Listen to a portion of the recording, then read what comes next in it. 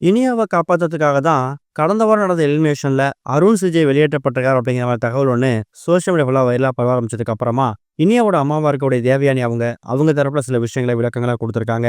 கடந்த வாரம் நடந்து முடிஞ்ச திருவிழா ரவுண்ட்ல யாருமே எதிர்பார்க்காத மாதிரி அருண் விஜய் ஹெல்மெட் ஆகி வெளில வந்துட்டாரு. அதுக்கு முந்தின வாரம் நடந்த தேவா ரவுண்ட்ல எலிமினேஷன் நடக்கல.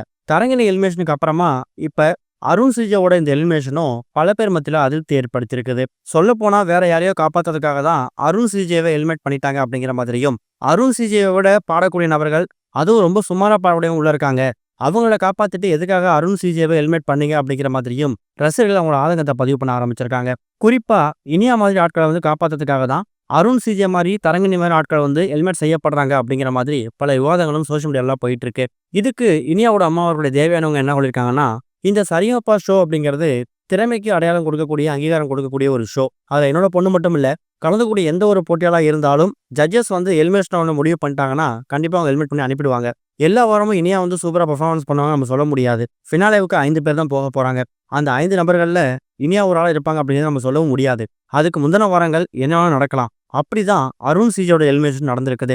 மற்றபடி இனியாவை காப்பாற்றுறதுக்காகவோ இல்லை மற்ற யாரையும் காப்பாற்றுறதுக்காகவோ ஒரு வாரமும் எலிமினேஷன் மாற்றப்படலை.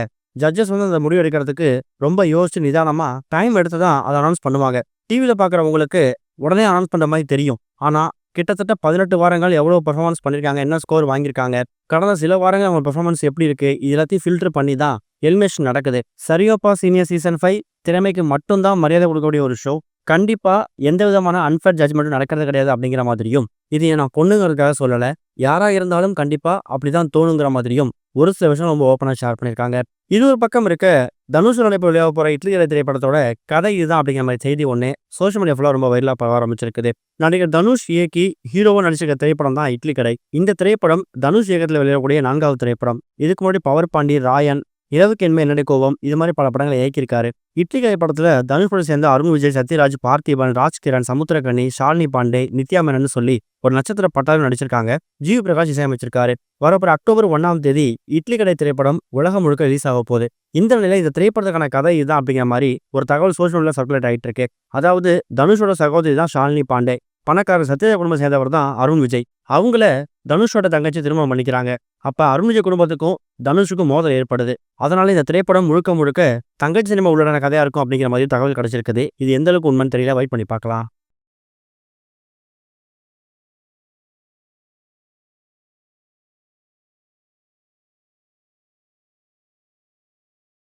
இதுவரைக்கும் கனெக்டிங் டிவிக்கு சப்ஸ்கிரைப் பண்ணனா மறக்காம சப்ஸ்கிரைப் பண்ணிக்கங்க.